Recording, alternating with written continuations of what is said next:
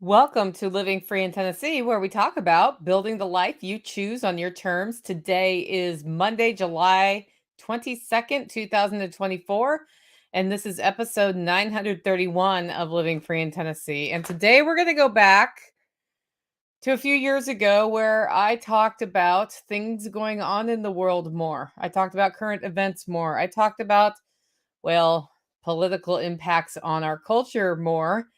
And this show is being done by request of y'all, the listeners.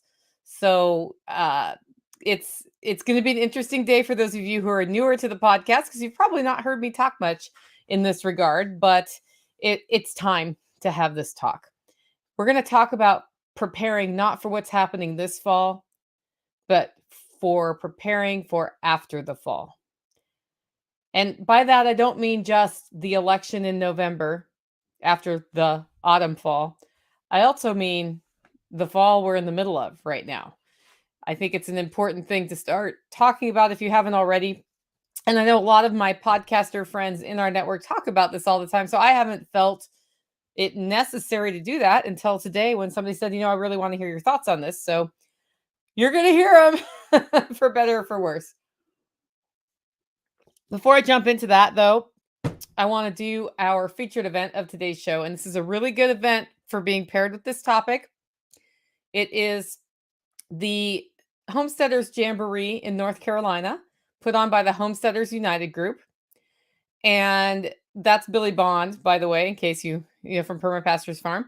It is August 29th through 31 in North Carolina. Check it out at homesteadersunited.com. It's like a whole big thing where you get there, there's food, there's activities, there's learning a lot about different homesteading activities from, raising vegetables, having healthy soils, preserving food, all sorts of stuff. Check it out, homesteadersunited.com. I also want to thank our two sponsors of today's show. The first one is agristaxadvice.com. Matthew Sursley put together a company called Agris Tax Advice where he helps you analyze what you're doing for money and then figure out the best structure for your business, how to track different expenses, any risks associated with taking advantage of tax write-offs, which are illegal. And that just means that you keep more of the money you should be keeping in your pocket where it belongs. agristaxadvice.com for information on that. And he's doing a really cool webinar all about real estate. That's right. A great way to build wealth is through owning real estate. So there is a pretty cool webinar this month on that, agristaxadvice.com/webinar. Our second sponsor of today's show is Discount Mylar Bags.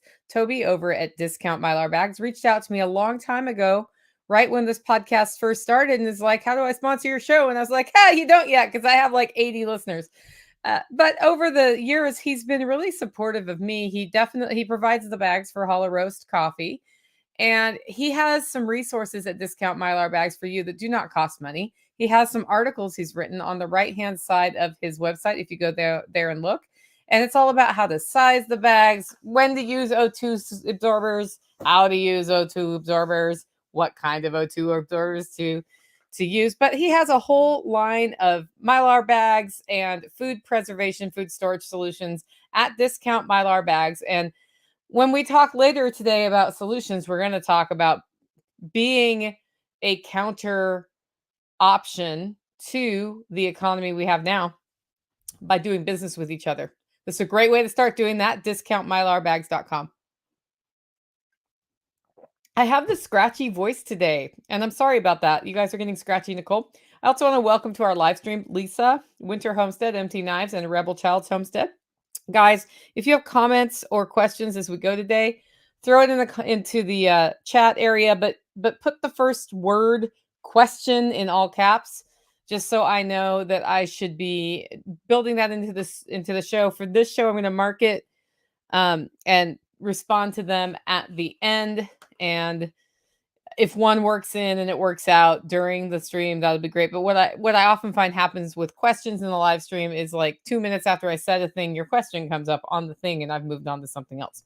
Okay, now it's time for our usual segments. The first one is the live stream schedule this week. Tomorrow at 12:30 p.m. Central, I'll be doing my Tuesday live show with John Willis from Special Operations Equipment. And we have Sonny Puzikas on. And I'm pretty sure we're going to talk about the attempted assassination on Donald Trump, among many other things. So join us tomorrow for that. And then the second live stream I have this week is on Friday at 9:30 a.m. Homestead Happenings. It's going to be all about the stuff happening on the homestead, and it's been a funny week already. Like Monday has been everything that happens at once day. You guys ever get those where you're like, okay, so the firewood guy is here, and the person helping with this other thing is here, and somebody's dropping off, a plant I want to plant. And also, we need to, oh, water line break. Yeah, it's been one of those days today. So that will definitely be covered on the Friday show, 9:30 a.m. Central Time. Next segment is Tales from the Prepper Pantry, and this is where we talk about using what you store and storing what you use and not storing stuff you don't use or don't need or don't like. It's just the same with your garden. Don't grow food you don't want to eat unless that's the only option you have. The pantry works the same way. And I was thinking about this today while I was sitting under Taj Mahal about how I have a lot less in my pantry today than I did in 2020 when I was starting to be invited to speak at events about pantry management. Isn't that funny? And part of that is in 2020, we went through this period of scarcity that really freaked some people out.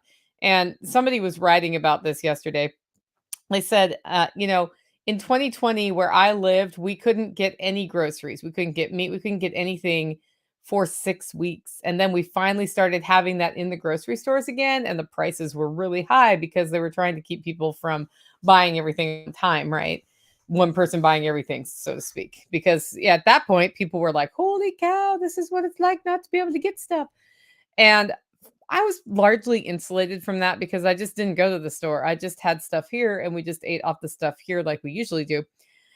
But as a result of hearing about the scarcity at the store, I did expand the cushion in my pantry of how long I could cover for certain items, like laundry soap. Like in particular, cleaning supplies were really hard in 2020 for the whole year to get. And what has happened in the last 6 months or so is I've shrunk that window again for 2 reasons. 1, I, don't need to have that much of a cushion anymore because they are more available. 2, I have lots of alternatives to cover to, like, for things I can use that I have local easy access to that I'm using more for things like laundry detergent. So then I just don't need to buy the things. And that change really, like, accelerated in 2020 where I already knew I didn't want to be dependent on the just in time fulfillment of the grocery store, but it was really nice to be able to go to Aldi and buy a green pepper out of season, right? And that has changed. We mostly just eat in season here. And that means that what I store is stored outside in my yard being grown, or we do have canned goods and that sort of thing. So, what has been going on in my pantry is I'm shrinking any of the stores because I'm also like my whole cooking style has changed.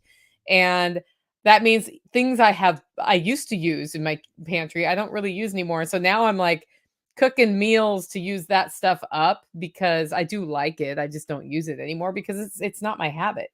And like if I can choose between a stored herb in a jar and a fresh herb here, I will use the fresh herb or one that I dried myself rather than one I bought from the store, for example.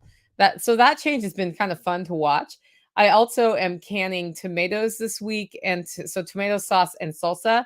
I won't have all of my salsa and sauce done, but tomatoes are for sure coming on right now. And I was at the farmer's market on Saturday, talked to one farmer who has just more tomatoes than he can keep up with.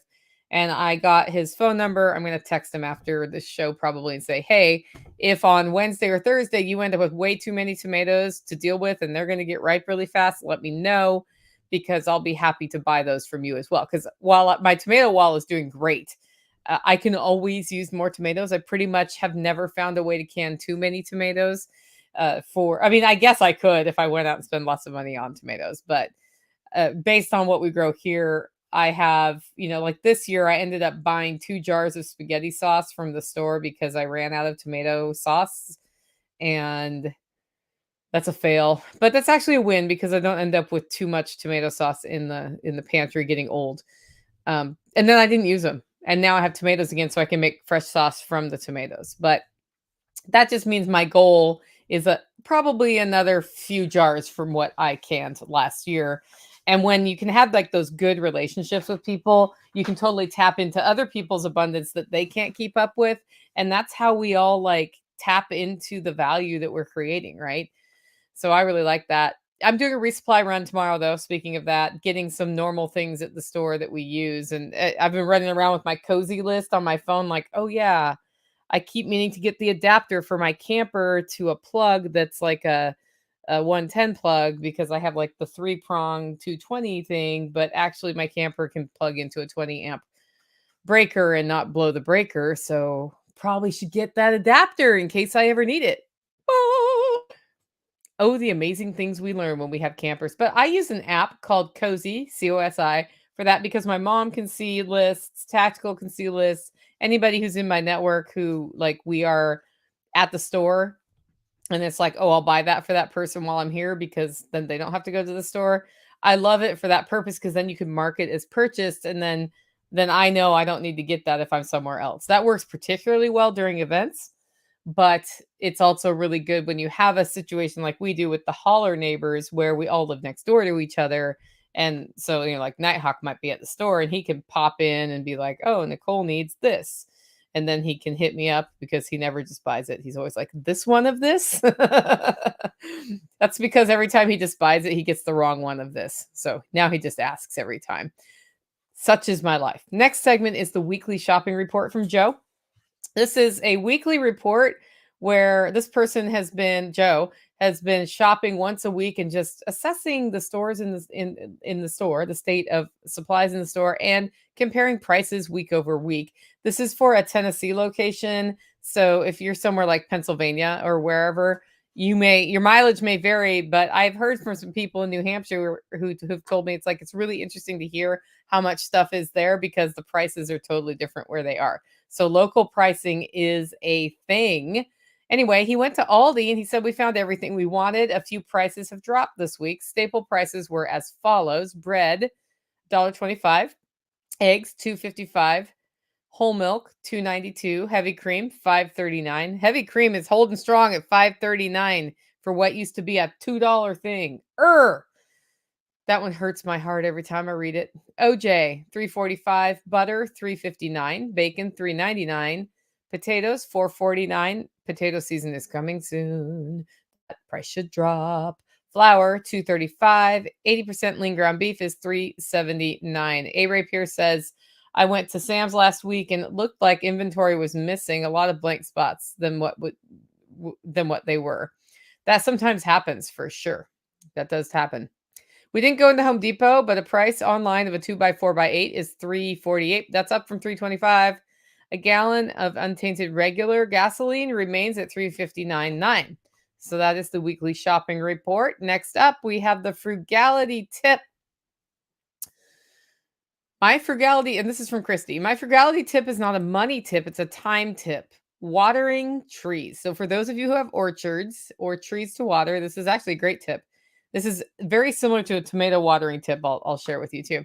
My husband and I spend way too much time watering new trees on the property, and we found some cheap 5-gallon buckets, drilled 4 holes in the bottom using his smallest drill bit. And now to water a tree, we put the bucket beside the tree on the uphill side if it's on a hill and fill the bucket and walk away. We let the bucket do the work. This allows the water to slowly drain out of the bucket into the ground to the roots where you want the water to be, and no runoff because the hose delivers the water too fast. This is a really good trick. This is great for tomatoes if you live in a place that doesn't rain like Tennessee. And what that does is we used to take number 10 cans. This is a trick from my grandpa. And you take that little can opener thing that like makes a triangle indentation, and you dig it into the ground by the tomato, and then you water that instead of the tomato, and then that delivers water to the roots rather than around it. And that was one way he helped like keep diseases from soil bounce back from happening, but also same thing, gets the water to the roots. And in Oregon, where he mostly grew food most of his life, the the climate is such that the rain stops in the summer and doesn't, like, here we're like, it's pouring rain outside right now in July. That's not a normal thing in Oregon. We'll go, June, July, no rain for weeks. And so you have to water your garden unless you've figured out other ways to not have to water your garden. And that was his way of doing it for the tomatoes. So great tip from Christy. Next up, and the final segment before the main topic of today's show, Operation Independence. This is where we talk about building local ongoing revenue into our lives, or avoiding the need to pay a guy so we don't have to earn money plus taxes to pay the guy so that he can pay the taxes on it after we paid the taxes on it. And yesterday I found somebody who wanted to trade lamb for beef. And by which I mean we get cow every year. We do not raise our cow.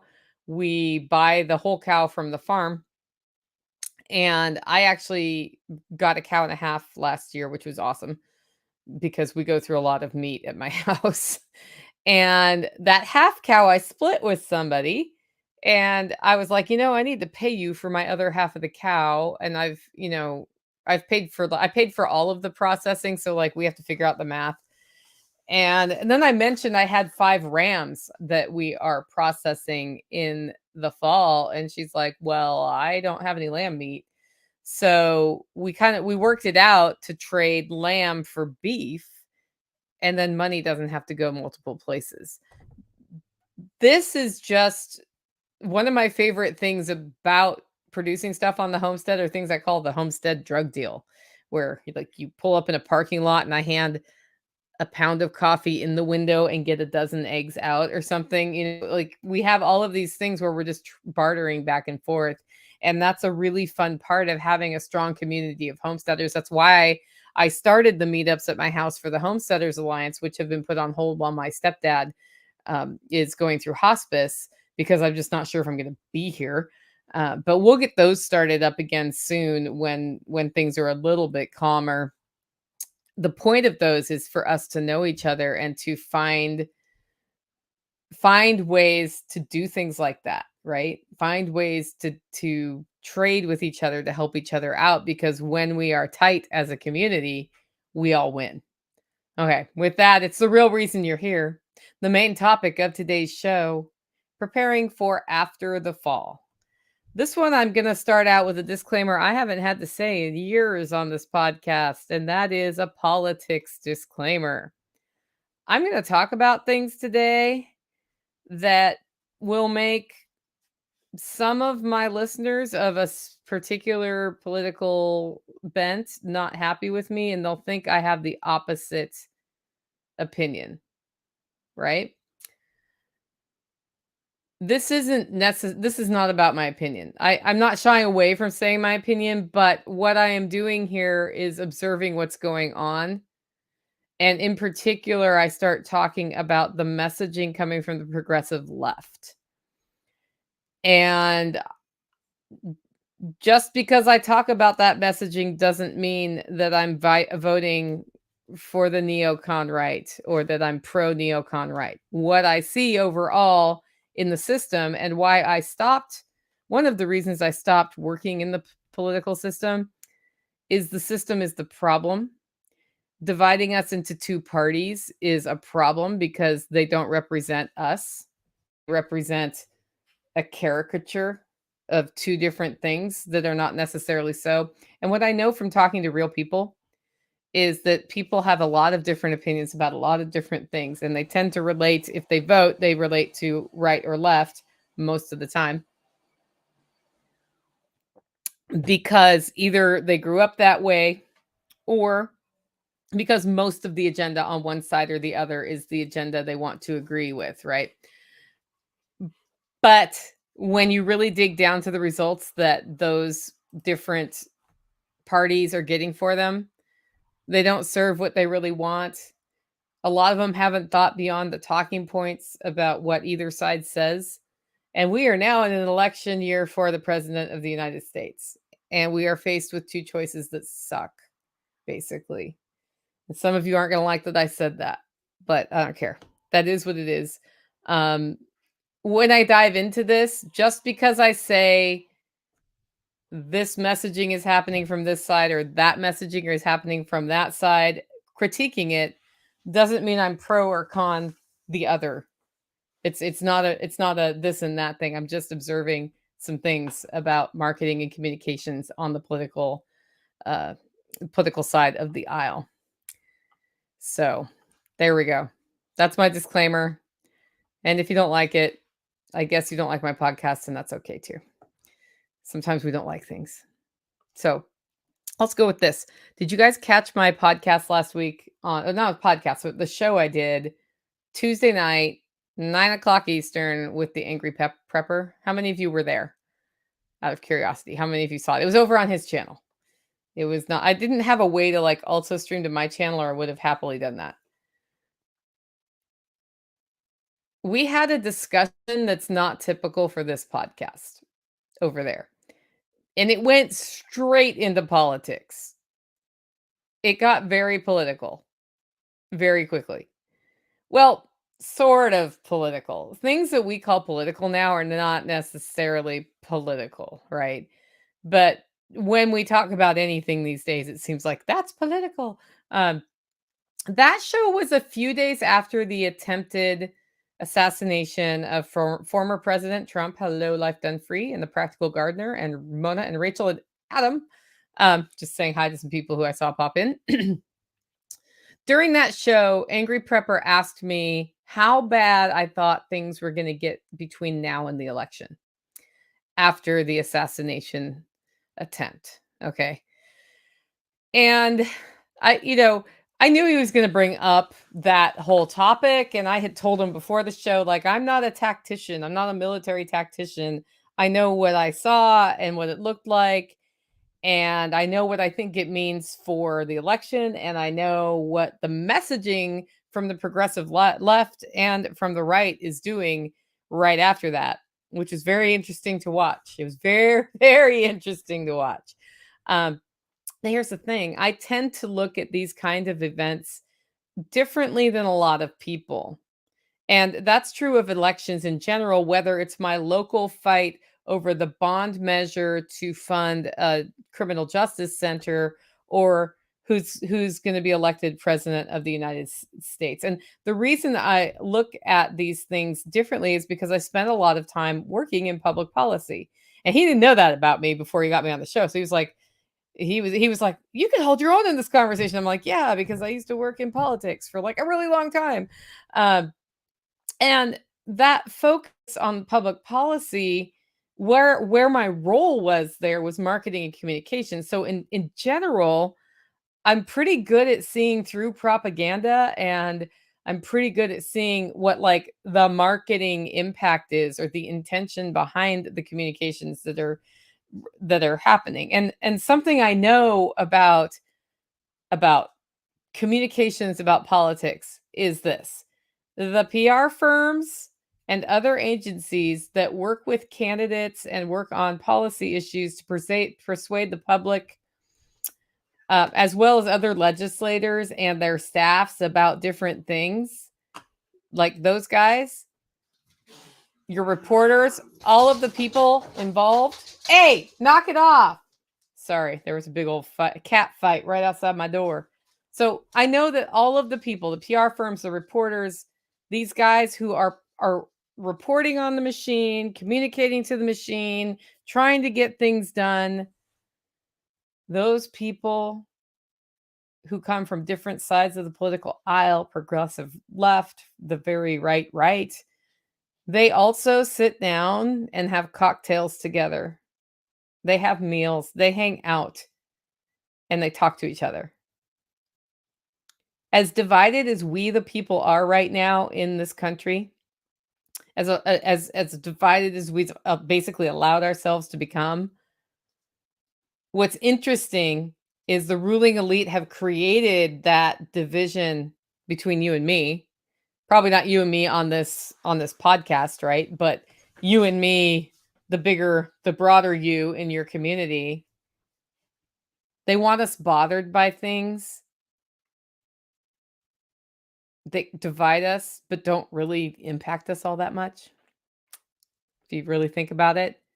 And the people involved in furthering those agendas talk to each other, hang out, and are able to do what we're not doing. Agree to disagree on things, you know, work together on something that might be, I don't agree about this, but I do agree with you about that, so let's go. Isn't that interesting? And I think that's because people who work in those fields see through a lot of the spin and the propaganda and get less emotionally invested in what's going on. And that's an important thing. But why would the why would that be? Why do you think they're able to do that beyond the spin? I mean, if you ask my friend Sue Zoldak how she feels about affirmative action, she has a strong opinion. You should ask her that sometime. She'll talk to you. It's very interesting. But can Sue sit down with somebody who has the opposite opinion from her opinion and have a conversation? Absolutely. Can she work with a person on a different issue where you agree to make forward progress? 100%. We're letting ourselves be manipulated into destroying relationships, into obsessing on things that feel important but aren't, into making our own lives worse, trading our health, our wealth, our future for the gains of people who don't care whether you and I wake up alive tomorrow. That's what's happening. Every time you leave a family event and aren't talking to Uncle Fred anymore because Uncle Fred has such a very different opinion about LGBTQ stuff, you've just let the ruling elite win. Care about that issue, and they certainly don't care about you or Uncle Fred. So stop it. It was very interesting to me that when I asked y'all what you wanted to hear about this week over on the Telegram group, that the topic that you wanted was today's topic, how to prepare for after. Because the conversation I had last week with Angry Prepper was like, what do you think's gonna happen between now and the election? And I was like, less worried about that and more interested in what's gonna happen after the election. But bigger than that, let's talk about what I mean by the fall. So, I mean autumn for sure.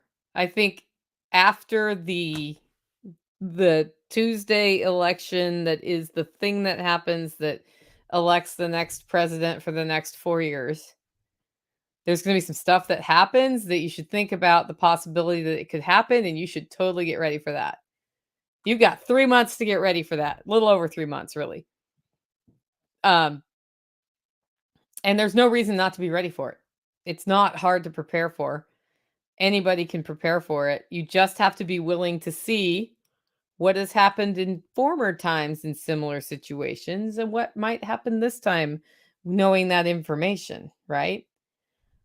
But I'm also talking about the fall, like the fall of our empire, the fall of the United States. And when I talk about that, we don't talk about that much on my podcast in these words, but here we go. When I talk about that, I don't mean that Darth Vader is going to land from outer space and blow up a bunch of stuff and we're going to fall. I mean that we are falling right now. We have been falling. We are going to continue to fall. You don't unfall. Like gravity is a thing. It's very hard to go against gravity if you don't have, right? So I also mean that fall. And we're looking at a world where during a campaign speech, somebody tried to shoot a presidential hopeful. And because he turned his head, he didn't die, right? Which means somebody was so compelled by whatever to take this guy down that he was willing to do that. That's violence. That's not a part of human nature that we like to encourage. As a civil society, that's not very civil. But also, you think about that, like it was a complete failure of the Secret Service to protect somebody they were supposed to protect. There's the Joe Biden problem. We have somebody in office now who is not mentally fit. And I don't know how anybody can watch the poor man speak and not see a mental decline. And, you know, if you call it out on the right, everybody's like, yeah. On the left, everybody's like, no, blah, blah, blah. He's such a great man. And we should let grandpa stay in office. Like it's this thing where you're not supposed to bring it up or talk about it in mixed company because then there's going to be a fight. Them's fighting words. Well, it's pretty obvious the dude has some decline. And as I'm sure as a result of all of the recent events, that's why he stepped down from trying to be elected. When I started thinking about writing this topic, he hadn't officially stepped down, I don't think, but they had been in the marketing. So on the marketing side, Joe Biden stepped down. Like I got out of my friend's pool yesterday, drove home, and it was like somebody's like, Joe Biden stepped down. I'm like, oh, I'm shocked. I'm so surprised. I was actually a little more surprised that he endorsed Harris out of the chute, but not all that surprised. And you've got the next 3 months in the election and the risk for the future that we can learn from, leading to an election. The election's gonna happen, and guess what? Some shit's gonna go down. And yes, I'm gonna swear in this episode, but not a lot. But when I thought about how I say that sentence, that's literally how I say that sentence. Some shit's gonna go down when the election happens. I don't see a world based on the inputs I have now where some shit doesn't go down. And then after the election, no matter who gets elected, some major shit will probably go down. Right? So let's talk about that. Let's say Donald Trump gets elected. What do you think is going to be the result of that on the day that that decision is made? Now, we may end up in another situation when there's vote counting and blah, blah, blah, and gnashing of teeth and pulling of hair until he gets elected in this scenario. So it may not be on that Tuesday, but what do you think will go down if the election is in favor of Donald Trump? Tell me in the comments. What would you expect to see happen? We've already seen Donald Trump elected once, so we have the benefit of some experience here. What did we see when he got elected the first time? And then let's talk about what because this is all just like look in the past. What's likely to happen knowing that that happened then, this happens now. Riots. Yes. So there was protesting and there was some violence. Riot season in full swing. I'm getting one. So A. Ray Pierce jumped ahead and answered my question. I'll ask about if the other scenario happens. But so riots are likely, but let's think about what we mean here. When Donald Trump was elected the first time, there was protests and some spiciness, right? There was some spiciness, but it wasn't like crazy spicy. But then since that time, we've been through the presidency of Donald Trump and we've been into the year of 2020 where COVID happened. And then we had the shooting thing happen. And then we had the Black Lives Matter protests that turned into riots that involved fire and a shooting and all of the things that went there. And knowing that that had escalated in 2020, what do you suppose might happen in 2024 in the fall if there's rioting? Do you think it'll be the same as before or more? I think there'll be more. And so then what decision do I make based on that? Where is the rioting most likely to happen? Rioting happens more where people are. They don't usually say, I don't like this Nicole Sauce lady. Let's have a riot in front of her house in the holler. You know why? Because logistically, that's not easy to do. What's a lot easier to do is get out and where you are, where a lot of people are, make something happen. Practical Gadgeter says, I don't expect riots in Tennessee. MAGA doesn't riot, and Tennessee doesn't tolerate leftist BS. Well, we already had somebody try to set the Capitol on fire in the Summer of Love. So I think it is a risk in anywhere where there is a heavy urban center, particularly if it's a more it's been more tolerant of riots in the past. So I'd be looking out for Nashville for sure. Even if it's not tolerated, I think it'll be tried. Memphis for sure. Not sure about Knoxville. Like we had a few protests out in the smaller cities in Tennessee, but they just were like peaceful. They were like literally people with signs, blah blah blah, right? But if you think about it's ratcheted up, it's more likely to happen, and I think it could happen in any urban center. So where do you want to be that Tuesday night? Do you want to be in the urban center? Important question. It's very easy to just not be there, and then you don't get caught up in that mess, right? Okay, let's say that Harris wins. What if Harris wins? What do you think will happen as a result of that? What if Harris wins and there's some suspicion about the validity of the vote count? You know, because every time anybody wins, we suspect the vote count. A. Ray Pierce says riots. And I think it is possible we will get protests that turn violent. I think it's actually less likely to escalate to violence quickly in a Harris wins situation. But it's still possible. And it still could get spicy.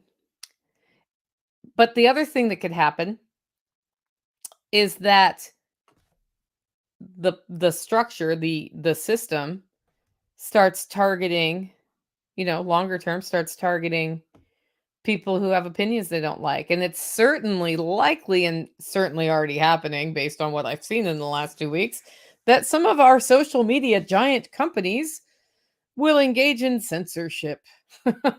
And this can hurt a person's bottom line if they are using those tools to make money, to make a living, right? So there you go. Harris isn't eligible, not a natural born of citizen parents.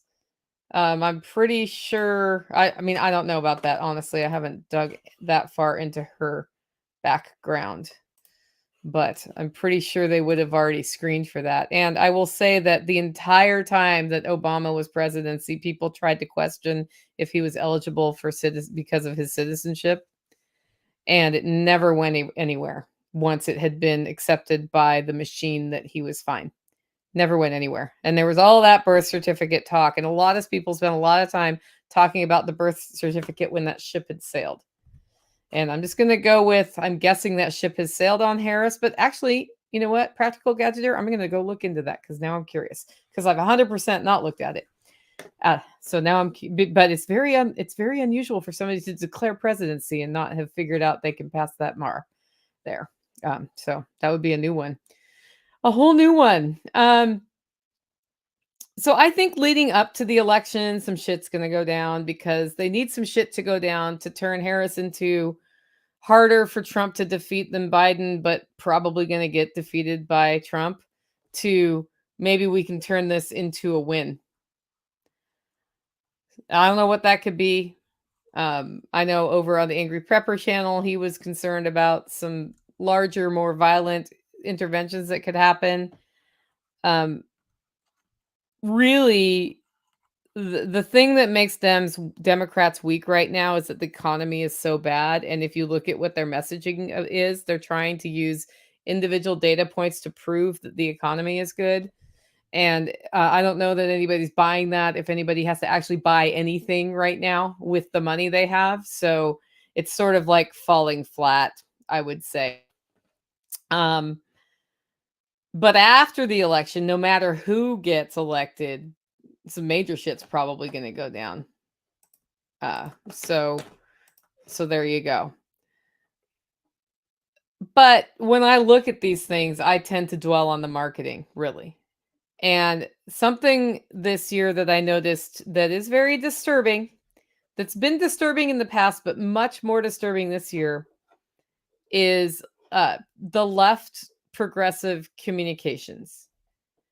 And this is, by which I don't mean my individual friends who have left-leaning opinions. You know who you are. You listen to my podcast and we have balanced discussions about things and reasonable tones of voices, right? I mean the machine, the people who are repeating, like MoveOn.org, that puts out messaging and memes and jokes and stuff, and then everybody just repeats it. Those guys have like a strategic communications plan that they're pushing out. I don't think that doesn't exist on the right because it totally does, by the way. The left is better at getting their people to repeat the things, though. But the right will do it, and you'll see the right do it. And I'll be like, oh, there's one of those. So, and it's not just MoveOn.org, guys, but that's one of the ways in which messaging gets out. So what's happened with messaging that had started happening before any of the most recent events happened, um, is calling for violence before the debate debacle even happened, by the way. Calling for actual violence, like it's, like we had people attack people for wearing MAGA hats, right? Like beat them up on the street and that thing. But in general, people are like, no, you're not supposed to be violent. No, the calling for actual violence in repeated, like those memes that they share, those talking points that they share. Like it's actually it's okay to beat somebody up because they like Trump. 100% okay. It's okay to kill them. They're not human. And that dehumanizing type of language is very dangerous. Like not like, hey, you shouldn't be able to say what you want because you should be able to say what you want. But convincing people and persuading people that other people are less than them and not even shouldn't even be treated as humans is how we set up situations where lots of people get killed. It's not good. We already saw an effort towards that during 2020 with the COVID communications, right? Like the unvaxxed are somehow less than human, right? Well, that came out in spades before the debate, and that's coming from the machine. It's the people, a lot of the people who I see repeat them, like people I know personally who repeat that stuff because they just unthinkingly say all of the propaganda, are people who have literally sat down with me, looked me in the eye, and told me they're for peace and they're anti-war and they're anti-violence. And yet there they are calling for violence. That's disturbing. That's where the mob opinion is not what the opinion of the person in the mob is necessarily, but they're lockstep, man. So directly after the debate, something very interesting happened in the progressive left communications. They became obsessed with Project 2025. Do you guys know what Project 2025 is? I didn't even know what it was, even though and then I looked into it and I'm like, oh, I totally know what this is from my background in public policy, right? I had to crack up. And by the way, guys who have been asking questions, I did get those and I have starred them and I will spend some time at the end talking about that. And it was like right around the debate. People are like, have you checked out Project 20? So I'm like, well, I'll go see this. And then I started seeing all those left things come. And there was a big messaging push and investigative journalism and hour-long shows digging into Project 2025 because you're gonna get trouble. Somebody says it's about 800 pages. No one has truly read it. It is 922 pages, but like the first 52 pages of it are all about like who the people are who wrote it and what organizations they're with and their credentials. And then a whole forward I skipped over. So you can start reading it for sure. 800 pages is not impossible to read, right? It is not impossible to read. I'm not going to read it in one day. That's for sure. But then I looked at who published it, and it's the Heritage Foundation. So, how this is being spun by the left, the Heritage Foundation, like the conservative think tank in DC that's been around for decades, doing the same work based on the same policy agenda the whole time. Do you know what Project 2025 is? It's that agenda in a publication. It's not like a big departure for the Heritage Foundation off of what they usually are pushing for, right? But it's being spun by the left as secretive and hidden. They don't want you to know.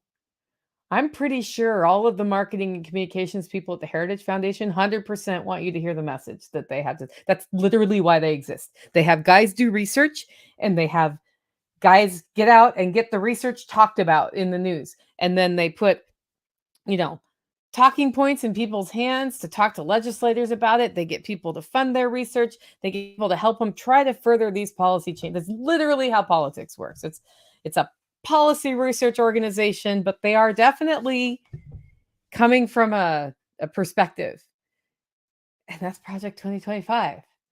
And so I see people losing their minds about it as a secretive, hidden policy agenda. Now, if I was the Heritage Foundation, I would be using all of those to raise more money for Project 2025 because look what they're doing. They're afraid of us. That means we're winning, right? That's how you get more energy behind 2025 is by doing these sorts of like exposés that are happening. Um, and they're the left, the progressive left is spinning it as they've almost succeeded. It's almost a reality. It's like literally they've taken a few steps for sure. Like the Supreme Court appointments that Donald Trump put in has made some things happen. Yeah, I'm seeing it in the comments like free advertising, winning, like all of it. They and so I've started asking friends I see reposting these memes, "So did you verify that fact before you did it?" And their answer is, "I can't possibly read a 900-page document." I'm like, "Well, then why are you repeating what somebody else told you is in it? Did they read it? If nobody can possibly read it, then why are you reading it?" Right? Um, I've also seen because I got so irritated by that. I'm like, you do realize that you are furthering that agenda that you say you don't want to further by sharing that meme. And they're like, everybody needs to know about it and should be concerned because it's an attack on women and it's all of this stuff. I think about how many women work at the Heritage Foundation. I wonder what they think of that. Anyway, um, so I started digging into the document, which, by the way, is available for free download. You can get it for free and read it on your computer. I think you have to pay for it if you want a printed copy, but free access, just saying. I started trying to find the facts that they're spreading in the document, and I haven't been able to verify the facts. So there's spin there. Some of them are probably actually true. Like they want to get rid of the Department of Education. I haven't verified that fact, but I would guess based on what I know about Heritage Foundation's agenda that they, in fact, don't want the federal organization that is the Department of Education running education. They'd like to return that power to the states. That would be very in line with what they think. Um, so factually incorrect spin is getting thrown out there. And paired with that, because it's an attack on women and our democracy, it's totally okay to use violence to counter Project 2025. You know what all of that did from the left standpoint? It took the focus off the mental degradation of Joe Biden. That's the only reason I can think of they started pushing that 2025 thing because literally that publication under that sort of packaging that they have it has been out since I think 2023. But if you look at the agenda, it's their agenda. It's like literally their agenda. So I'm sitting and of course this is like me. I've worked in that world and I'm just like when I ask so I'm trying to be careful here. I'm like, I'm just gonna ask the question, have you verified the facts? Do you realize when you're sharing all of this that you're actually furthering that agenda from a marketing standpoint? And they argue with me, and then I'm like, well, I'm not gonna argue because it is not worth my time to argue with people on the internet. But that's surprisingly like it's things like that that make me wonder if the Democrats just want to lose this election, right? So then right after that, what happens? Somebody tries to kill Donald Trump. Yeah, he gets shot. And the messaging I see from that, I actually saw some people who I know personally say it is not okay to resort to violence. And I was like, well, that's good. Because I know you really don't like Donald Trump. Um, I see I see messages like, I'm sorry they missed him. That would have solved the problem. Wish he would have died. In other words, it's okay to use violence against Donald Trump because we know likey. And that man, just by being that man, is a threat to democracy. There were, I finally, like days later, saw a call for gun control. I was like, left people, here is your opportunity to further gun control policy. Like, it's like literally right there. Some kid, well, actually, adult kid, gets his hands on a gun that's not his from his dad's house and shoots Donald Trump. Like, nothing about common sense gun control came out on day one that I saw, right? And that's very unusual. They're like, well, we're not touching this because we don't like Donald Trump. We're kind of glad he got shot, right? Um, it shone a light on the Secret Service seemingly disregarding any calls for protecting Donald Trump. And that's going to be an interesting discussion because then that shines a light on how much the machine can adjust as itself to not do what they are chartered to do, which is very interesting, depending on which regime is in power. And I call them regimes for a reason, because whether you get one or the other, you don't get that much difference. You get just a little shift. It's just a little shift one way or the other, but you don't ever get real change. Not even when Ronald Reagan was in office did we get real change, right? And people love Ronald Reagan, but the machine is still there. The debt that he was trying to take on is like, just think about what the debt is now, right? So I think if you want to be ready, if your eyes were opened recently because of that assassination attempt and some of the other things, and you want to be ready for what happens between now and the election, it's very simple to prepare for it. Don't do stupid things in stupid places with stupid people. I'm probably getting a thumbs up right now on the video. Don't do it.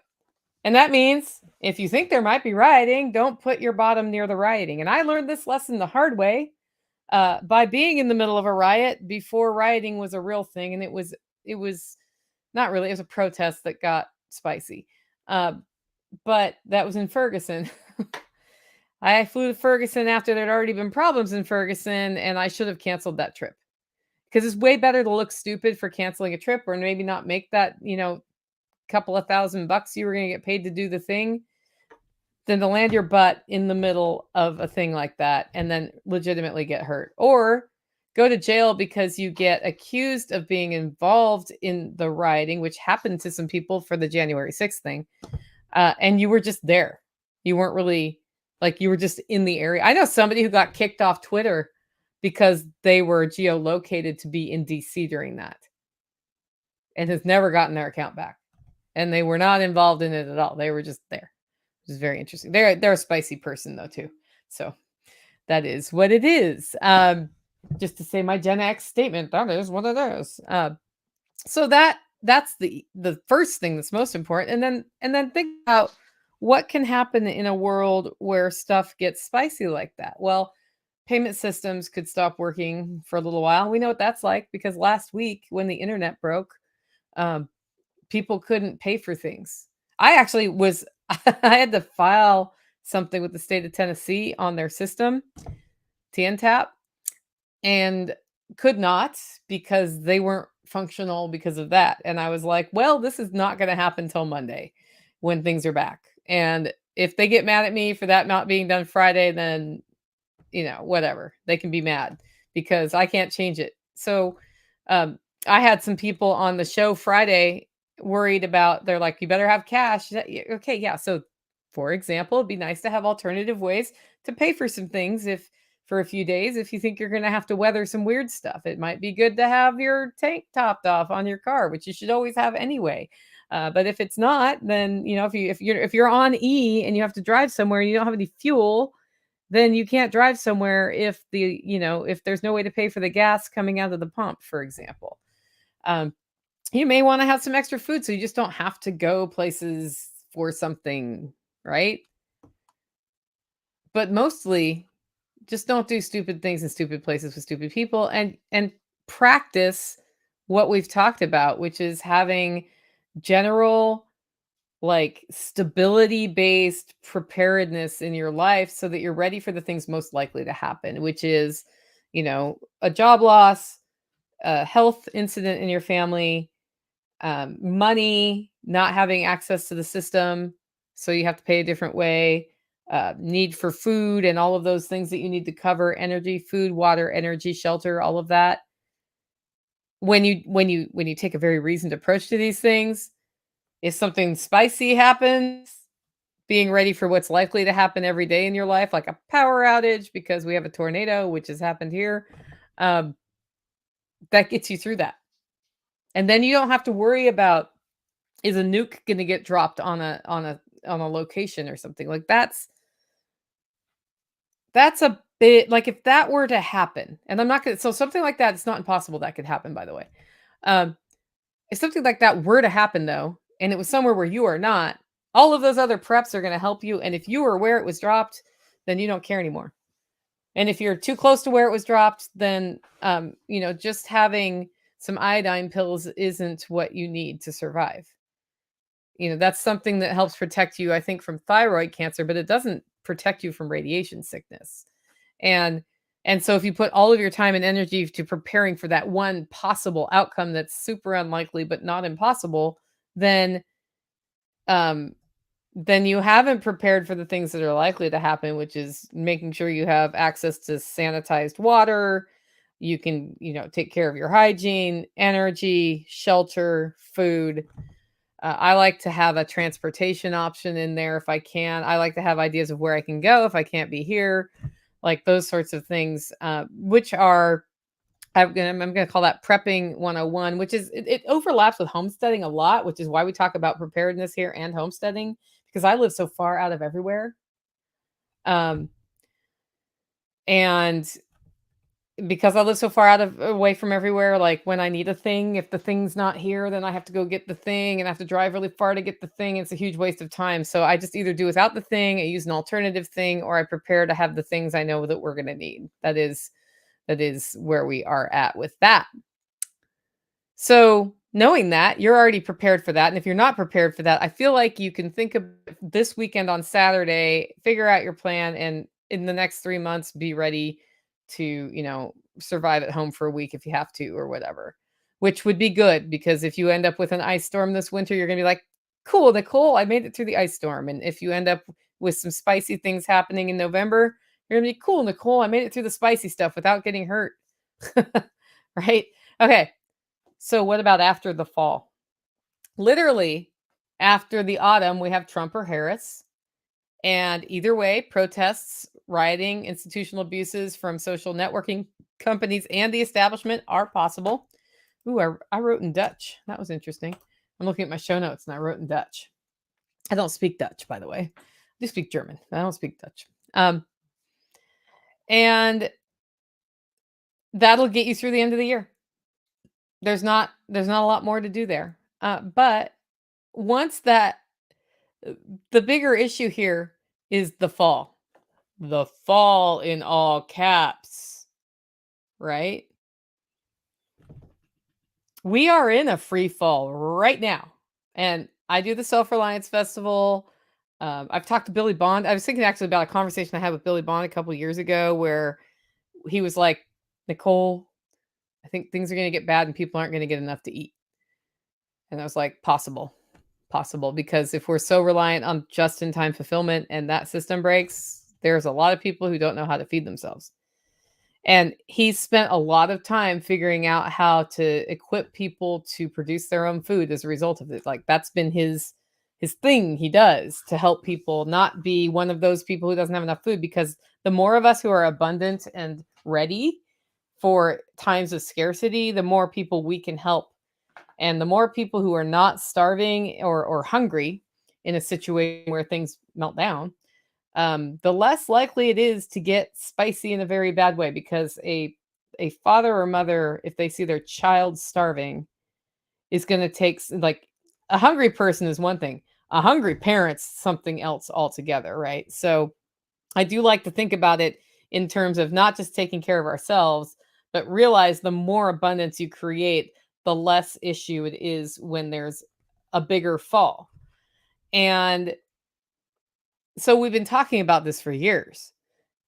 And people are like, when the fall happens, when the fall happens, when we melt down, I'm like, have you not noticed that we are in the fall now? We've been falling. We've been seeing some pretty impressive inflation. We've been seeing our political leaders turn into clown circus leaders. At least, 30 years ago, we could pretend to be having a balanced political debate. Now it's like you're a poopy head. Like I saw Kamala Harris's like first video out about running for election, and I'm like, oh, really? That's what you're running on? That's not very intelligent or intellectual. It's very disappointing, really. Um, by the way, don't vote for people because of their gender or their race. It's not a good policy. You should vote on them based on their you just shouldn't vote, but whatever. If you're going to vote, vote on them at least because you support what they say, and don't vote for people because you're voting against the other person. If we just stopped doing that, like things would change a lot, right? Anyway, we're in a free fall. Things are changing. The economy is changing. The way we structure our country is probably going to change. But the bigger issue is that the United States, the world power, the world economic power, is finding the end of its empire unless something big changes, and I don't think it's going to change. And I became really interested in how this happens as I was, watching CJ Kilmer from a Dangerous History podcast talk about what happens and has happened historically when large sort of like world powers go out of power, which has happened in my lifetime in the USSR, for example. Um, I saw that one up close and personal because I was into learning German, and there was an East and a West Germany at that time, and then now there's a reunified Germany, and I was there for the fall of the wall and all that, right? Um, but he was at Self Reliance Festival a year ago talking about navigating the fall of empires. I think it was a year ago or a year and a half ago. He's going to be there in October. Not talking about that, but talking about other smart CJ things. Uh, and he started just citing things that happen in empires that are falling, like the British Empire fell, right? Um, and when he started listing stuff, it was like increasingly old political leaders and the gender dysphoria thing and a lot of the sort of the cronyism, like accelerating inflation. He's like listing all this stuff, and we're all in the audience going, "Oh crap!" And I realized, I kind of knew it was that way already, but then as I was watching him speak, I'm like, "It's not coming. It's here. It's been here. We're in the fall. It's been going on for a while. It's just kind of slow at first, and then we get kind of used to it, and then it's like steepening and steepening. Um, and the other thing that we talked about is this isn't the only fall that the United States has had. So the United States has actually stayed a country through different iterations of itself, which is interesting as well. But the dollar is definitely losing credibility as a world currency, and that's going to be a big change when that shoe drops, because that shoe is like dropping. It hasn't gone yet, and there's going to be a moment where that happens, and I don't know when that moment will be, but I don't see how we keep that shoe from dropping. It's a very heavy shoe, and and I was thinking about that, and then of course the first thing I did this morning. I don't usually look at the news on a Monday, but I looked up at the news on a Monday because I was kind of interested to see, because I was doing the show, like what was up about Harris and all of the other things. And the first article I see is that BRICS is promoting a gold-backed currency and talking about the advantages of gold-backed currencies and all of that. And I'm watching our fiat-based currency like skyrocket out of control. The only thing that keeps us from like not having a lot more inflation than we've been having is that other countries are still using dollars, so they're all out there, and so we can print more here, and it's just sort of it's spread, and the devaluation goes not just in our country but out of our country. And then BRICS is like gold-backed currencies are the way to go. Woo, woo, woo, woo, woo.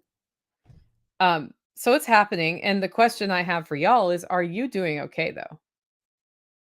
Are you doing okay? I mean, sure, stuff's more expensive at the grocery store and housing's gone up, but Basically, are you doing okay? Because I know basically I'm doing okay. I still get enough to eat. Um, I am able to take care of the animals I have, although, boy, I just had to pay a vet. Whew, that hurt for a minute, but I'm okay. I was able to pay the vet. I'm still selling coffee at Hollow Roast. I'm still like seeing all y'all come to events, like Self Reliance Festival or the homesteading event, the jamboree that Billy's doing out for Homesteaders United. So basically, I'm okay. Are you okay? Nobody's answering, by the way, but you're going to answer eventually, and I'll see it. What I'm seeing from the audience is I have definitely seen some stuff where people are feeling stressed, but they're basically okay. A. Ray Pierce says physically, yes, mentally, nope. Okay, I'm glad you know that. Practical gardener, yes, I'm getting my woodpeckers in the column so I can retire soon. Exactly now. Winter's Homestead says it's rolling now, no stopping it. Yeah, that's exactly right. It's like a really heavy machine rolling down the thing. Um, most of the people in this audience are still okay. There have been some spikes here and there, but in general, they're okay. And I would say a lot of most of the people in the United States are still okay. They're feeling it mentally. It's hard to watch. They're worried, but at the end of the day, they're physically okay. And this fosters complacency a little bit. It makes it easier not to look at what's happening. Um, and then sometimes when you do look, it makes you really freak out because you haven't been looking. And you're like, oh, but there was an assassination attempt, and holy cow, the left is calling for violence. Um, but what can you do? So if we acknowledge, if we're willing to just like today, it's like Alcoholics Anonymous. I'm an alcoholic, right? You say that. You acknowledge that thing that you can't change so that you can move on to doing something different. Uh, if you acknowledge that the fall is happening, then you can move on to doing something different rather than fear that the fall is coming. And that mental switch is really important. Somebody asked me the other day, speaking of this, exactly the same thing. They asked me, how are you doing, Nicole? And I said, I'm so behind. And the minute the words came out of my mouth, I was like, and that's why I'm so behind. And I changed it and I said, I'm catching up. It's kind of the same with there is a fall happening. When you acknowledge the fall, you can start doing what needs to be done next. Skane's girl says, I'm okay, but I'm living out of my food pantry for the last 7 months, concerned that it may affect me in 2025. Well, hopefully you get moved to wherever you're moving long term and are able to start growing food because I know you have those skills. Angie says, I think too many are holding out for Trump to win and then life will go back to better. Yeah, we'll talk a little bit about that, I think. I should talk. I have some questions that relate to that, I believe, that I starred that we will totally talk about.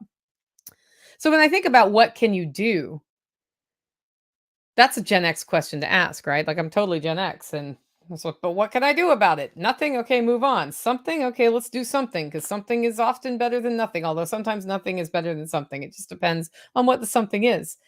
And also at Self Reliance Festival, Jack Spirko came. It was the event after CJ was there, I believe.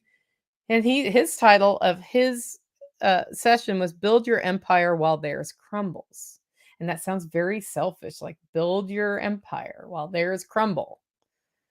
Um, and his talk was mostly about with destabilization, which is what we're experiencing, right? We've like think about how many decades we lived in a fairly stable environment, even though we had the dot-com crash and the 2008 crash. Like we're pretty stable. You could pretty much count on.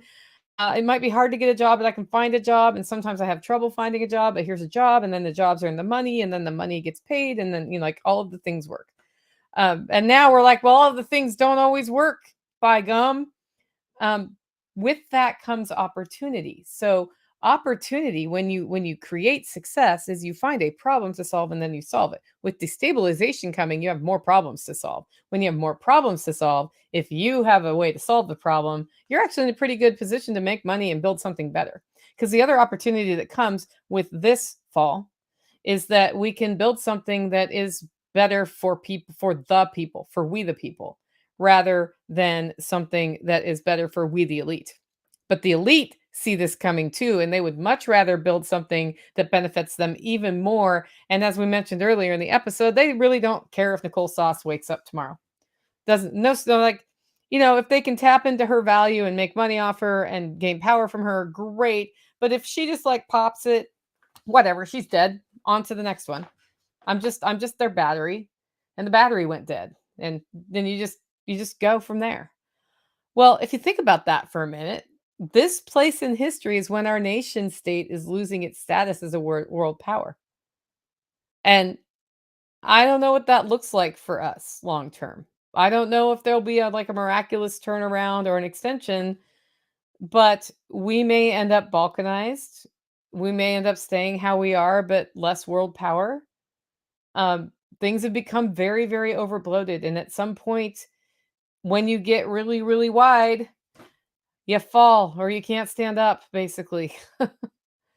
And that may end up being a good thing for us as a country, really, because we have the opportunity to do what we tried to do, when we founded ourselves, which was be in a situation where we protect the individual.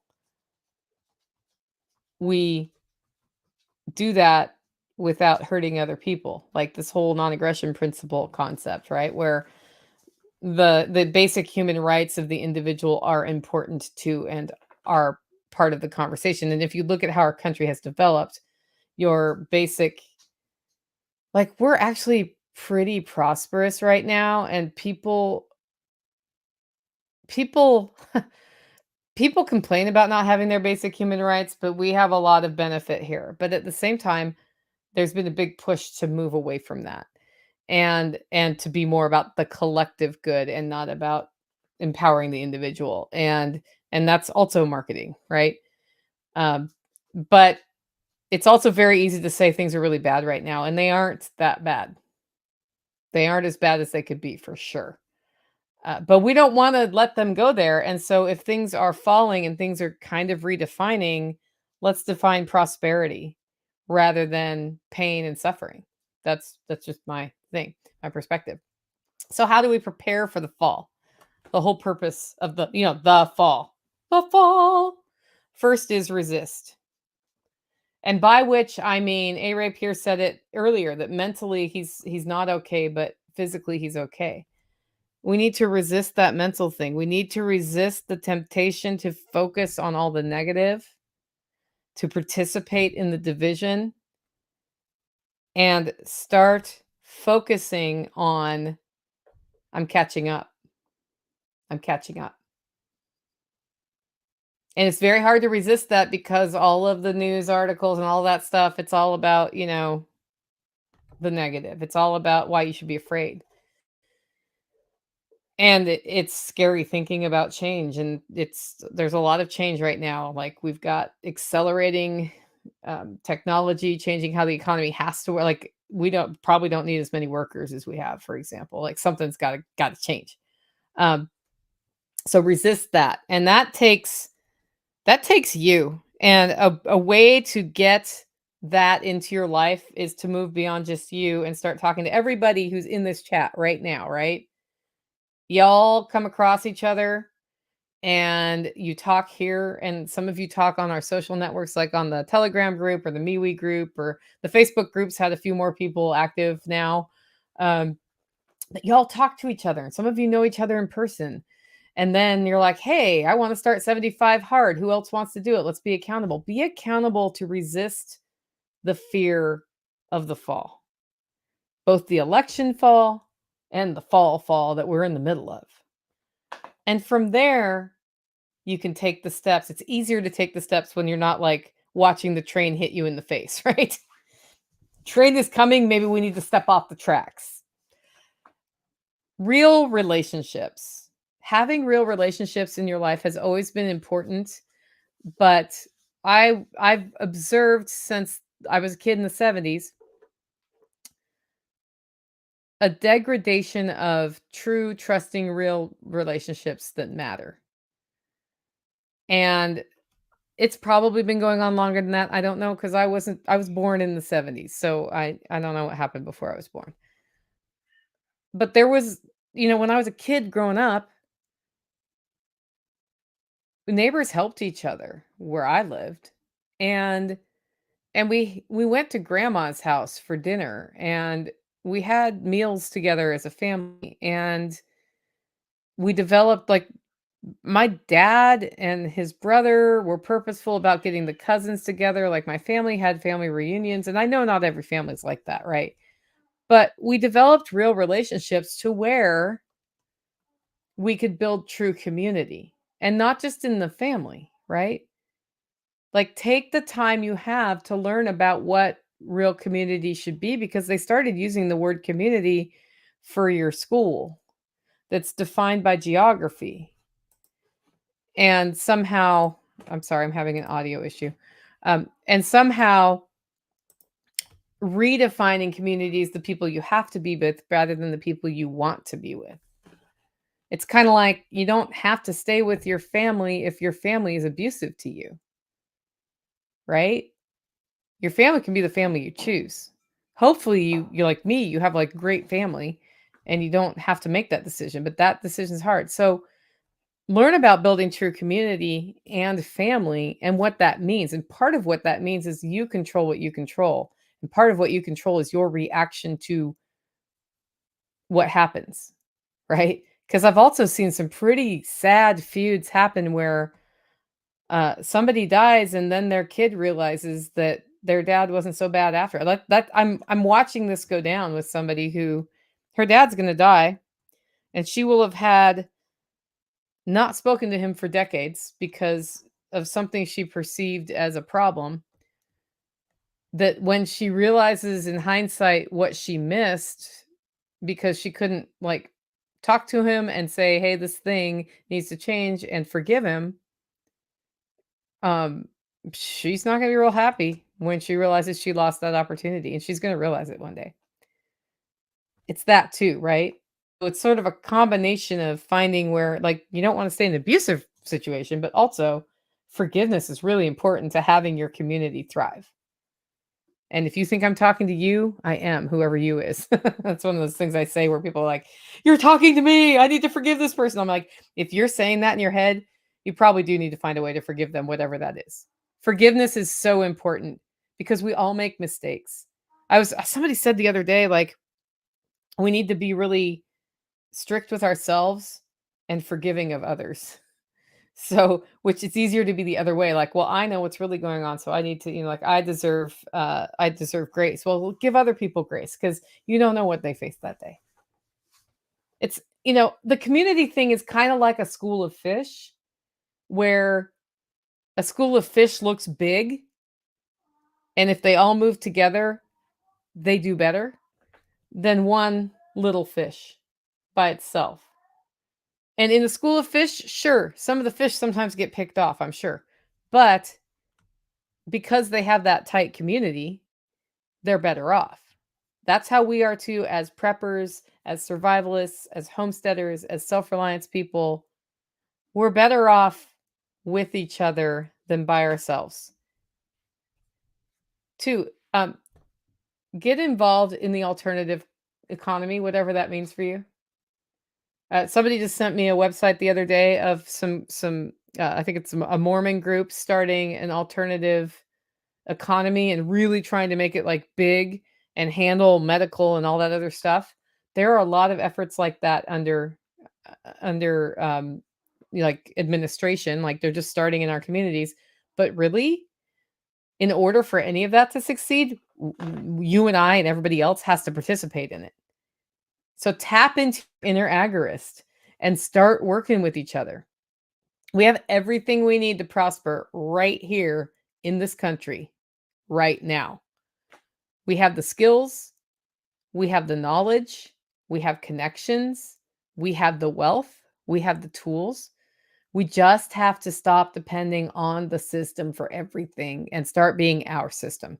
Don't depend on the system, be your own system, be our own system. And this doesn't mean you don't tap into the system for the tools that the system has. But just know That is the only way the alternative economy happens is when we start doing it. That's why when I can choose a doctor from within our network, I do, right?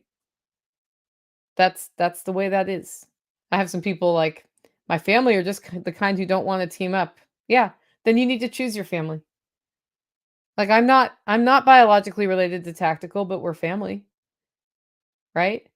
I'm not biologically related to Nighthawk, but we're family, and my family accepts them as family, you know? So, I mean, as I said, I'm lucky I have a family that's a family, but if you don't have that, then you find your family. Skane's girl knows all about that, I think. You have a pretty good family, don't you? God's been well, so she actually said, "God has been taking me to task about some of my family, not just forgiving them, but going the extra mile because it's the right thing to do." Yeah, yeah. There's a reason I've been going to California, like, it has not been good for my business to fly to California a couple times a month, guys, but they're my family, and they need me right now, and that's more important than everything else. So, um and that's the community. That's the community I'm talking about. You start getting there. But anyway, so the alternative economy is there. It's literally in the comments of this YouTube. Right there. Whenever people come, like when people come to Self-Reliance Festival, there's all these vendors. Buy from those vendors, right? You'll find a vendor that makes body butters there. They're really great. Try it. If you like it, buy it. You'll find a vendor who makes soap there. No reason to buy Dove anymore if you like their soap, right? If it works for you. SOE makes really badass gear. If you want a backpack, buy it from SOE. It will last for frickin' ever. And if it doesn't, and you tell John, he's very likely to just replace it and or fix the thing. Unless it was like just abject, I don't know. I don't know what he'd do if you like poured battery acid on it. Might not last through that, but you know what I mean. Like it's it's all there. We just have to start doing it. And you do it to the extent you can, right? You don't have to do everything at once, just do one thing. Get your financial ducks in a row. Also, if Tactical's listening to this, come into my house and figure out why I have Cat Kong in the kitchen because things are being thrown on the ground. I'm pretty sure, unless that's you. Um, Financial ducks are the one we all like to ignore because money's not something we like to talk about openly. That's part of why I added the Operation Independence because sometimes I will say, this is how much my business is making, and that's how it relates to my actual ability to pay bills. And boy, it's Tigger who's doing it. So you really want to come up here if you're listening to this. Um, and that starts by getting out of debt if you're in debt right now. And the way you do that is you stop the bleed, which means stop going further into debt and then start figuring out how to pay it off. Like I've got a friend of mine who has some debt right now who needs to bill me $400 for a work he did here that would help him get out of debt. So that's good, right? Do those things. But also evaluate what it is about your best practices that's causing you to be in debt and take control of that. And I have some shows on debt. Like if you're that person, do that, you get there, but also find ways to make your own money. You may have a job, but you can also make money. Like I have a friend who has a great job, makes lots of money at his job. He also has the skill of welding and they made $70 from me this week welding my log splitter back together. Like can you weld one log splitter on a weekend? Sure. Sure you can. If you're a welder. Um there's all sorts of ways to make money and if you start looking at your house as a source for money, it's a really good way to build value around you and start seeing things more from a here's an opportunity, here's a problem I can solve in a way that I can make myself more prosperous, whether it's actual money or it's a trade or whatever. Like Skane's girl, not Skane's girl, the Holstein, Robin Holstein. She has a room in her house that she rents out as an Airbnb, which means somebody's in her house. And that's a way for her to make a little extra money there. Totally works.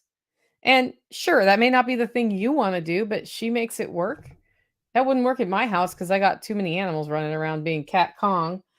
But those things can add up over time. Like I was totally thrilled the other day when I had hip campers here on my property camping in the back and I made 80 bucks. Now, in the grand scheme of my budget and paying off debt, 80 bucks isn't a thing between like yes and no, but there have been times when it was. There have been times and there may be times again. And the fact that I have that and I have the reputation developing and we still do it and we make it pleasant for people makes a big, big difference.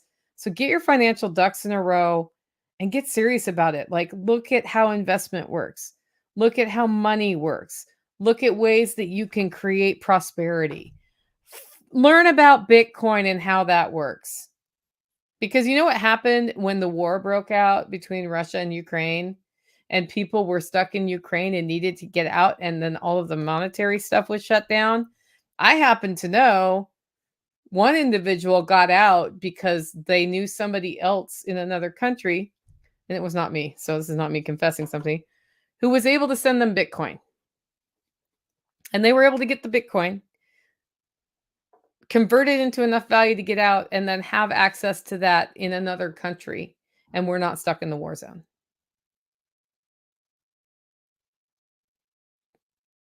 A money enterprise is important. Having some precious metals is important. I think having some cash on hand that sure, if the dollar totally like melts down and becomes like the Confederate money, then you don't have any money at all. But it's really good to have it when you're like, I gotta pay for a thing and the monetary system is down, like the digital monetary processing systems are down. But here we go. Here's a $20 bill. Very helpful to have that. So I mean, like the internet did break last week. Just saying. Just saying. Okay. Get out of the way. Don't be in the way of things you know are not going to go well. And that means if you're in an area that is prone to violence, then you should not stay in the area that is prone to violence. Moving to the country, gonna eat a lot of peaches. It's peach season here. I know they're probably not talking about peaches in the song, but whatever.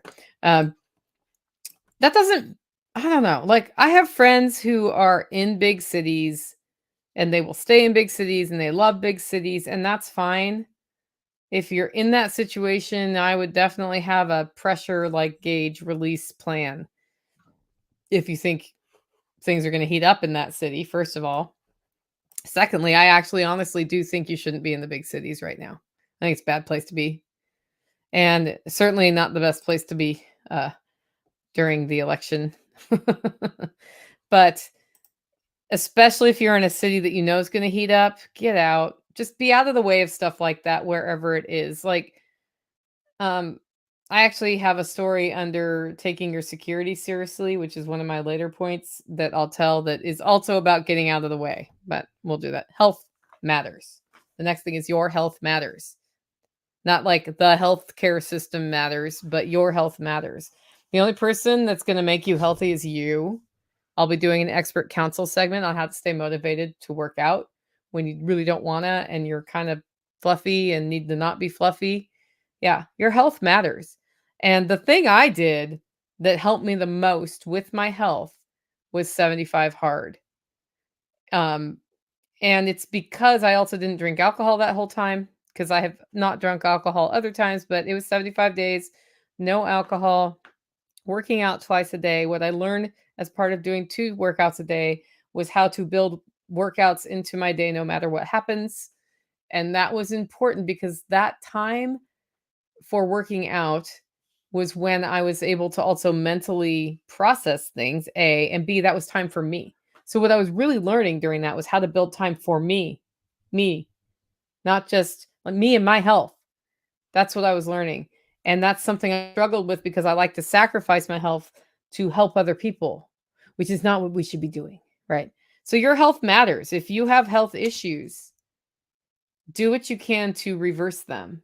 Not all health issues are reversible, but many of them can be made, most of them, in fact, can be made better. And if you have a health issue that can't, I'm sorry. Then where you're focusing is what are you putting in place to take care of yourself for that. But health matters. And I see my dad in his 80s. He's very vibrant. And he retired and he moved to a retirement community, like a senior living community, and he exercises a couple times a day, and, he's doing, like, all of this, like, flexibility class and all this stuff. As a result of moving there, he is a more vibrant person than he was before he moved there, and he just keeps saying, "I wish when I was your age, I had been this healthy because I would have even more vibrance than I did then." And when he said that, it's like the thing he told me that I didn't listen to that I should have was you should put 10% of everything you earn away and not touch it. I should have done that when I was 16 and just I'd be, independently wealthy now. But I'm listening to the health thing. And it's a good lesson, and it's something that it's very easy for us to deprioritize. And then all of the marketing for food and entertainment and all of those things is around developing unhealthy habits. It's like if you look, you're like, no, I really shouldn't eat a Twinkie or whatever. There, I don't even know what they advertise anymore. Like, um, I'll see like potato chips and Doritos and all that stuff. It's hard to resist, I know, when you've been programmed to like that stuff, but you can reprogram stuff yourself. And when you reprogram yourself and start feeling better, it's great. That doesn't mean that you know, I only feel good all the time because I'm taking care of my health. It just means it's a journey. And it's a journey that you can control. If you can't pick up your 72-hour bag and walk for a day, then go outside and walk for 15 minutes right now and do it again tomorrow and tomorrow and tomorrow. And pretty soon it'll be 20 minutes and then half an hour. And then next thing you know, you will be able to pick up your bug out bag and walk for a day if you ever need it. Speaking of health and hygiene, digital hygiene matters. Last week, the internet broke. That was your early warning. We've had other early warnings when whole systems are brought down, but last week the internet broke. I got an Above phone. An Above phone arrived here today. The Above phone is separate from Google, separate from iPhone, takes everything out of those systems, puts control of my digital health in my hands. And I have no idea how to do this, guys. I'm not like a tech illiterate, but I haven't had to do a lot of coding in a long time. And I do know this. There are going to be things that are not as good on that I use on my Android that I just need to use on my Android. But they have it set up so you can like make a little room that's a jail where you put this little app that you need and it's separate from everything else so you don't have crossover. And I'm starting that journey to be able to show you how you can start taking control of your digital hygiene one thing at a time. I'm starting with my phone. That's what I'm doing. So, yeah. Angie said, "Is that the phone that Jack endorses or the one from SRF?" Above phone, I think, is going to be at SRF in October, so I'm not sure. Uh, Either of those are digital hygiene phones, though, if there was another one there. I think we did have a speaker who also sells phones last time, so that's a different phone. Same concept. And then from there, how do I de-Google my life? How do I get off of other cloud services that I don't want to be dependent on, but use them as tools if I want to use them as tools, right? But just know, it's just like I get my electricity from a line that comes to my house, and I know that at any moment a tree can fall on that line and then I have no power. And what am I going to do? So I got to be ready. There's a lot that you can do to make yourself more digitally, well, hygienic, just to use that word again, right?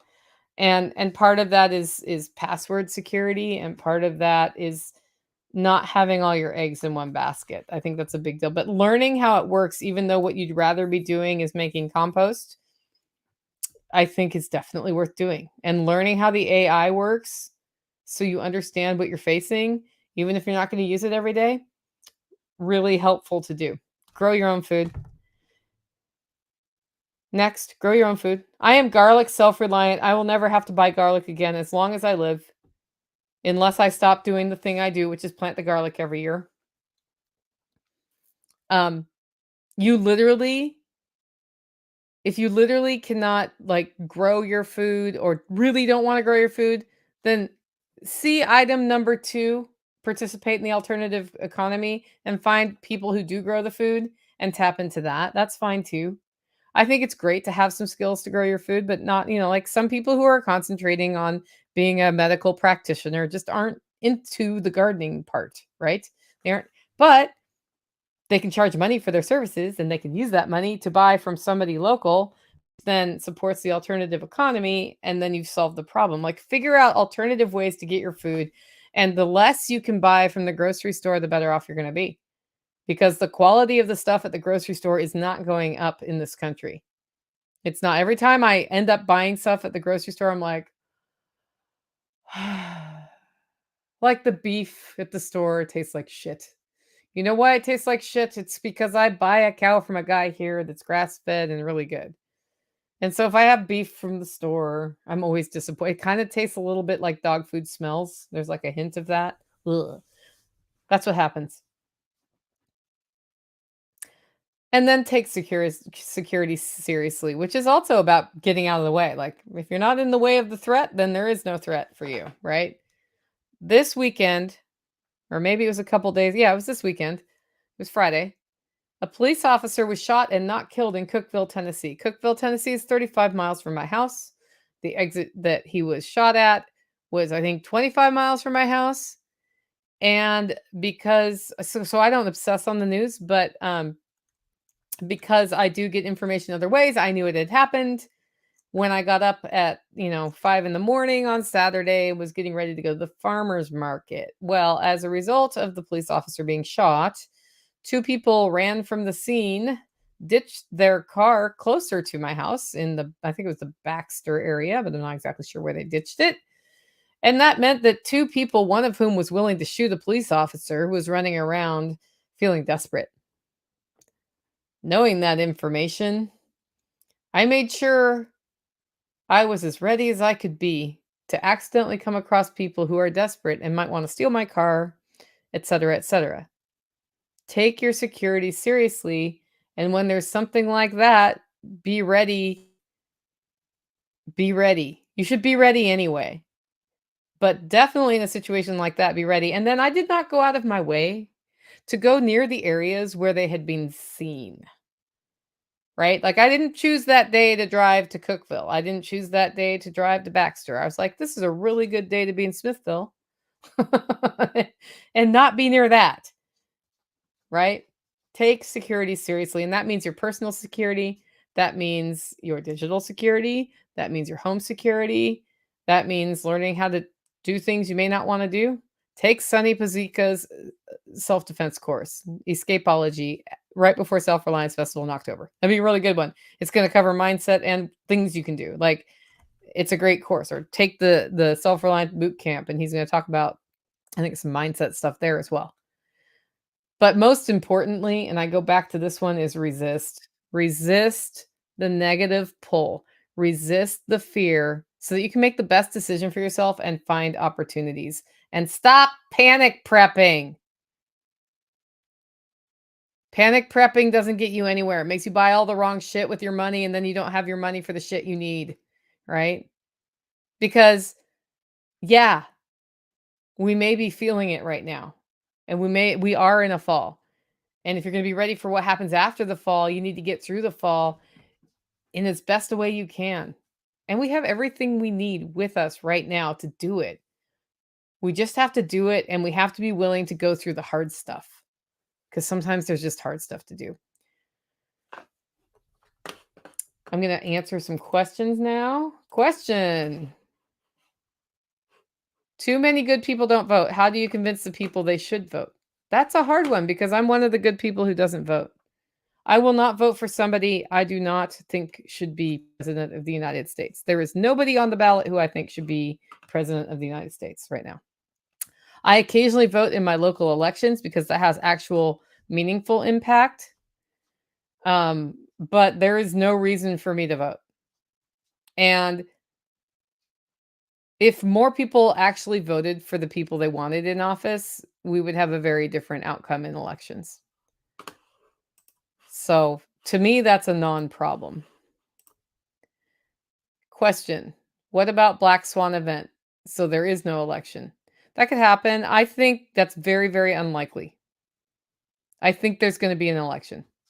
I don't think that they want to stop the election. If you stop the election, you stop any illusion that this country is a democracy and that we vote people into office. And I don't think that's where we are right now. So, if that were to happen, would you take any action? What's likely to so let's say it does happen. Elections are suspended in November, and I guess Biden steps down and Harris becomes president. I don't know. Like, there's going to be all sorts of gnashing of teeth about dictatorship and that sort of thing.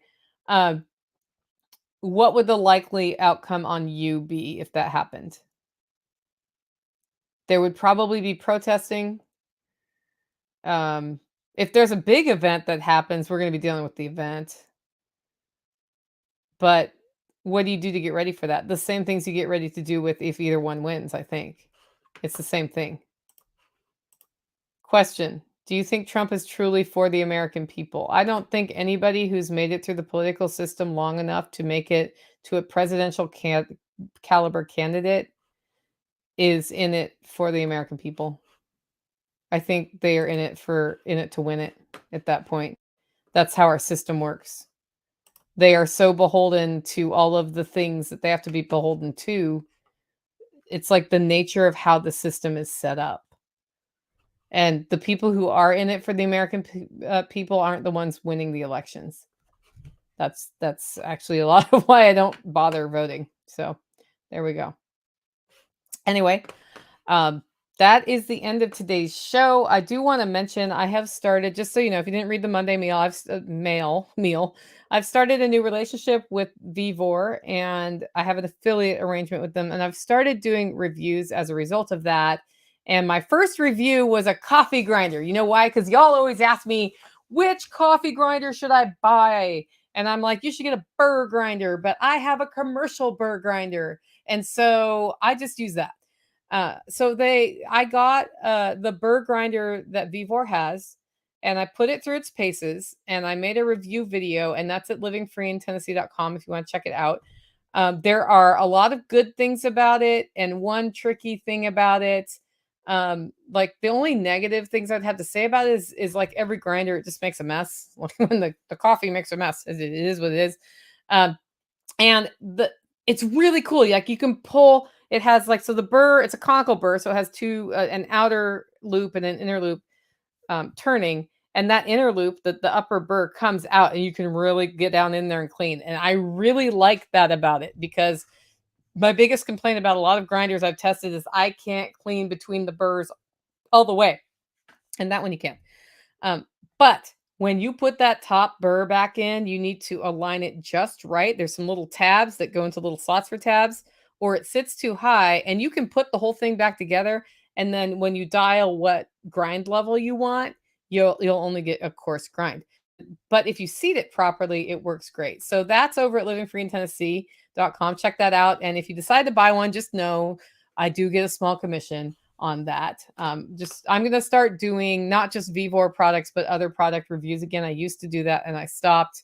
And I'm going to just start talking about some of the things that we use here that I find really useful. Anyway, if you like the show and want to support the work I'm doing here, don't forget to get your coffee at hollowroast.com. And also think about becoming a member.